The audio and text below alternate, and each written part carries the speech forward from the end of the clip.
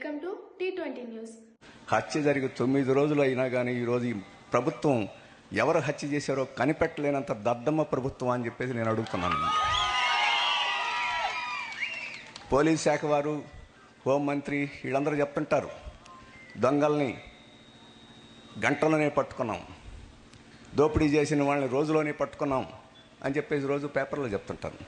మరి 9 రోజులైనా ఏం చేస్తున్నారు? ఈ ప్రభుత్వం ఏం చేస్తుంది? బట్టి విక్రమార్క గారు ఏం చేస్తున్నారు? CM, home minister, chief minister గారు ఏం చేస్తున్నారో రాష్ట్ర ప్రజలకి, తెలంగాణ ప్రజలకి సమాధానం చెప్పాలని చెప్పేసి నేను కోరుతున్నాను. మేము చెప్తున్నాం, ఇక్కడ రాజకీయంగా హత్య జరిగింది, కాంగ్రెస్ వారే ఈ హత్యకి పాల్పడ్డారని చెప్పేసి మేము చెప్తున్నాం.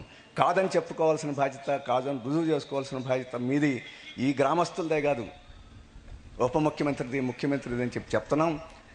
ఇది తేలేదాకా ఈ ప్రభుత్వం మీద మేము వదిలిపెట్టం. ఈ ప్రభుత్వాన్ని తేల్చుకునేదానికి కృషి చేస్తామని చెప్పేసి ఈ సమయంలో భారత కమ్యూనిస్ట్ పార్టీ, మార్క్సిస్టు పాలిట్ బ్యూరో ఖచ్చితంగా ఈ గ్రామ ప్రజలకి, ఈ రాష్ట్ర పార్టీకి అన్ని విధాల అండదండలుగా ఉంటాం.